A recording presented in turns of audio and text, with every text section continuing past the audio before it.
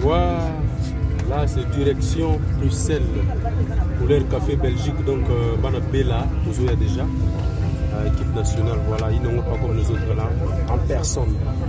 On arrive, Belgique, Papa Fidel Mayala, on arrive. Tchétchoum.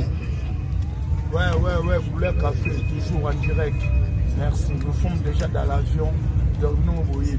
Tchétchoum. Ok, il est déjà. Tchétchoum. Là, nous allons monter mes bébés. On va les bébés. On va les bébés. Vous allez vivre différentes couleurs de la musique, tu vois, de la forêt, festival couleur café. Donc on est déjà en plein embarquement. Tout en Abela. Thank you. Voilà. I love you so much. Ça vaut là. Ouais, toujours. Et puis ça qui dit aussi, à sur la Taratu. Donc, tout ça déjà en direct.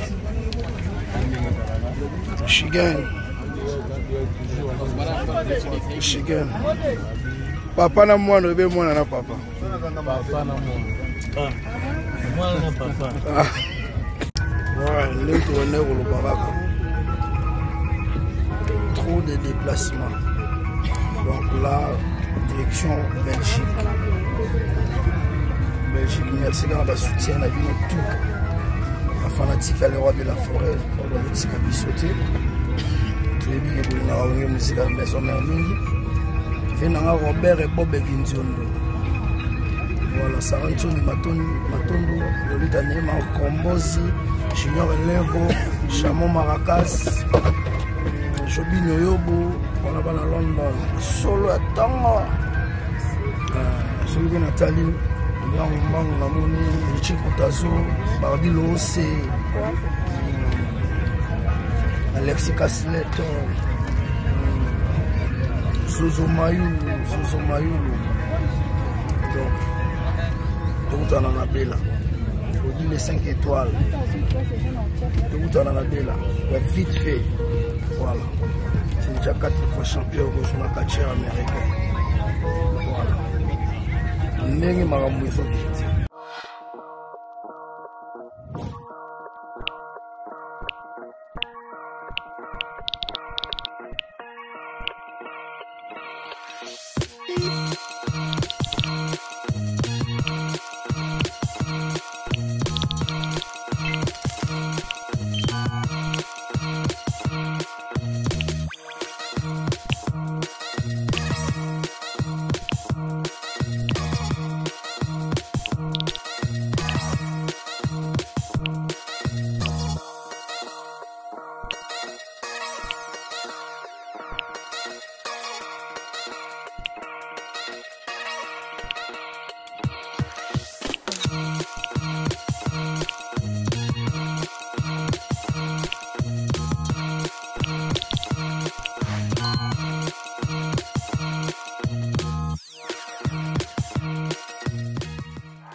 Bien-aimé dans le Seigneur Shalom, c'est bien moi votre frère, le pasteur Israël Nash, représentant légal à Ophelina. Jésus est mon papa.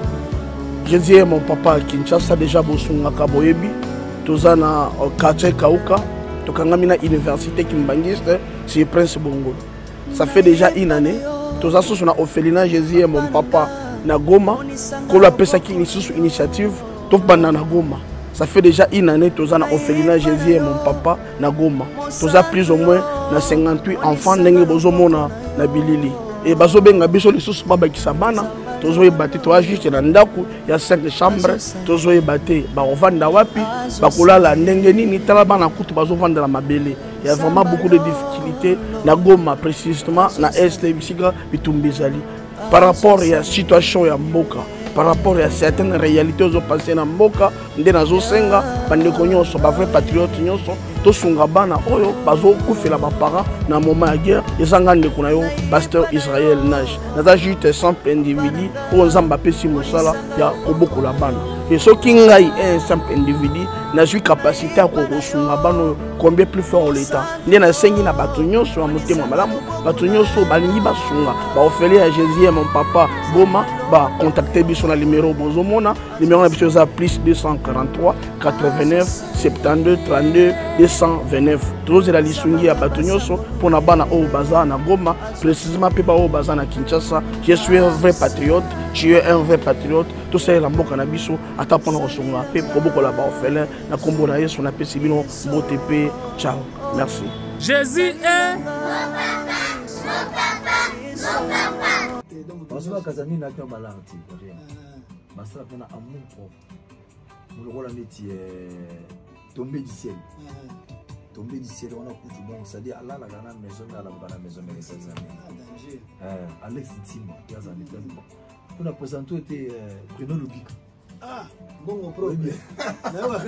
Bon mon propre. Donc Tombé qui est